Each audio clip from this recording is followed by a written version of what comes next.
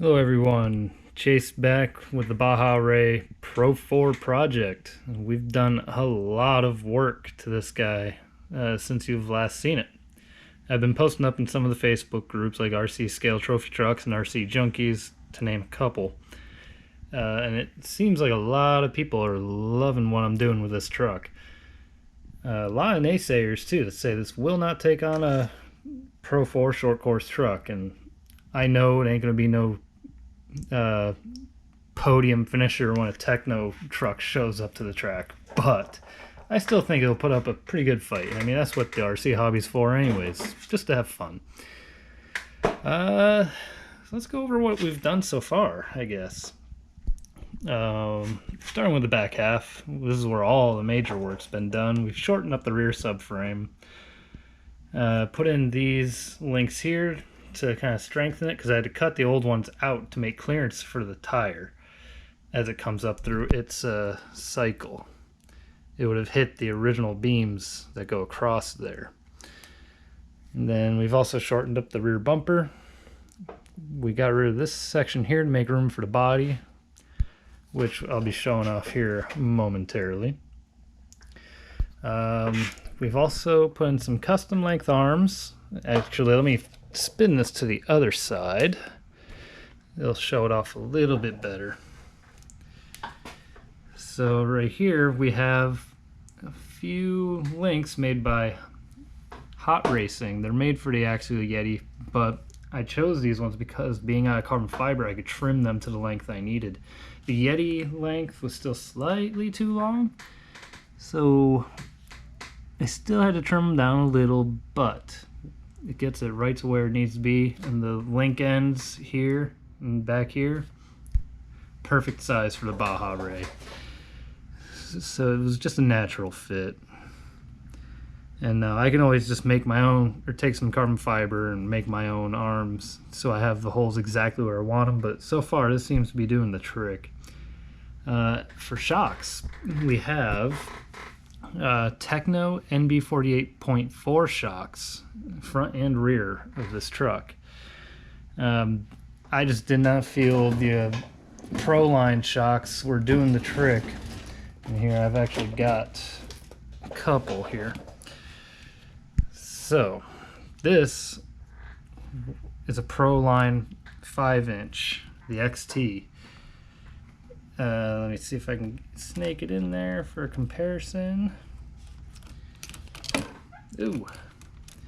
As you can see, they're a little bit smaller, and I just did not have the spring rates available through Proline to make this shock work.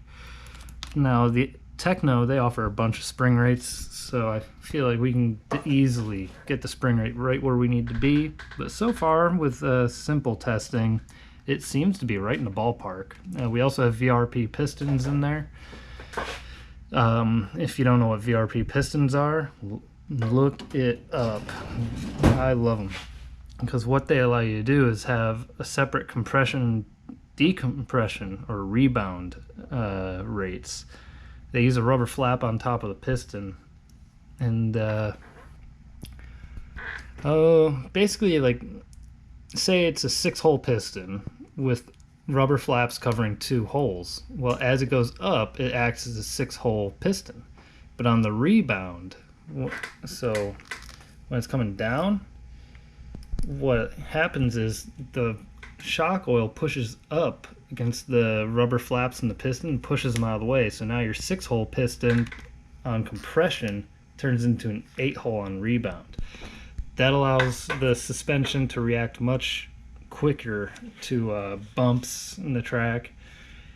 It'll make it kind of look like your tires are just floating on the surface. But that's how I prefer my vehicles to be. I prefer heavier compression for the jumps with light rebound for the bumps.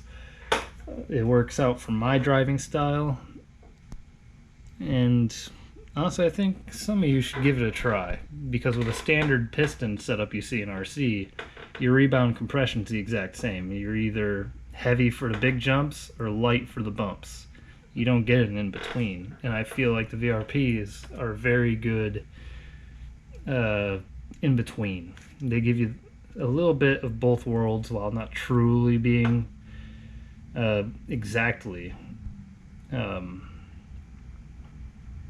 multi-adjustment, but it gives you different rates, which is perfect. And like I said, we also have the Techno Shocks on the front. You can see there's just the difference in shock, which required us to use a different front plate. I just took some carbon fiber and made some made a adapter plate, and this is just a prototype plate for now. I'm just playing around with shock positioning and height. We're gonna give this a shot and see how it goes, and I'll make more plates, try them out, see what I like best. But this is how we'll run her for now. The other thing that bothered me with this truck was the body. I hated undoing what felt like a million bolts to get the body off, just to work on the thing. So I got some carbon fiber, made the plate here, and I'm going to use this to hold ballast weight if I need to for adjustments. But we have Dubro body posts. I just trimmed them to the size I needed and bolted them in. And then same story up here. This time I'm utilizing two holes that were originally meant for the hood mounting of the original body, and just made some carbon fiber plates, bolted a post to it, trimmed, cut to length. That's right about where we need it. So this allows me to use a standard body with the right 4 pins and not sit here with a wrench all day just trying to get a body off. Got Tegan RX-8 with the Pro4 HD 4300. Plenty of power. I'm at 14 tooth on the pinion right now. I don't know how it's going to work at the track, but we'll give it a shot. If it overheats, I'll go back to a 13. We also have a Tegan T300 servo sitting pretty on top of a GPM aluminum servo mount. And there's an Exotech steering horn, aluminum, going to, I believe, was an Exotech aluminum steering bell crank setup. So we will not have any flex at all. We've also gone and trimmed up the steering stops on the front uppers and lowers. That way we get more steering. This truck's gonna need it on some of these tracks around here. Not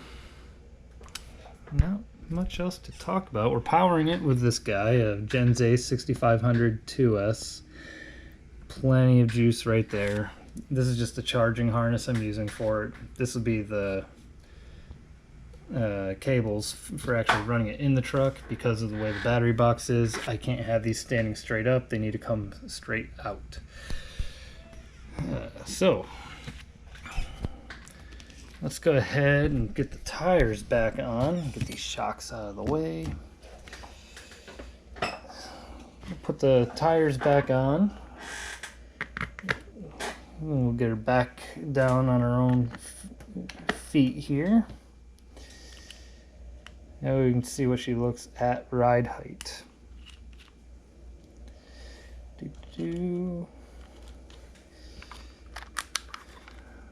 And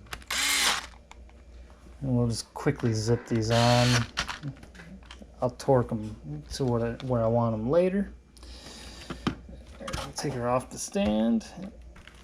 And boom, that will be her ride height. So as you can see, she is sitting pretty. We've got plenty of suspension travel.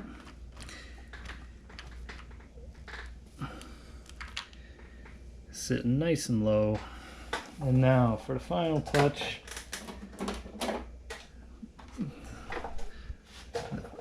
We'll see if I can do this one-handed. Oh, that post there is a little tiny bit off, but that's fine. There. Those will be my racing colors for this season. We got the It is a Proline Dodge 2500 body. Painted up by Clear Concepts. Thank you for the awesome paint work. Can't wait to see the rest of the bodies come in, because I am digging this paint scheme. Oh, then I also use magnets to keep my body pins in place. Makes it very handy when you're at the track.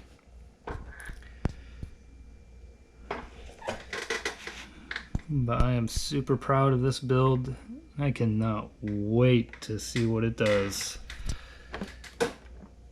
on the track. Alright, so hopefully next time we see this truck, it'll be at the track and it won't be on my bench. And I'll make sure to take plenty of footage for you guys, because I know you guys are waiting to see if I'm just crazy and wasting my time, or if I'm just insane and this truck actually performs. We'll have to wait and see. I'll let you guys decide in the next video. Talk to y'all later.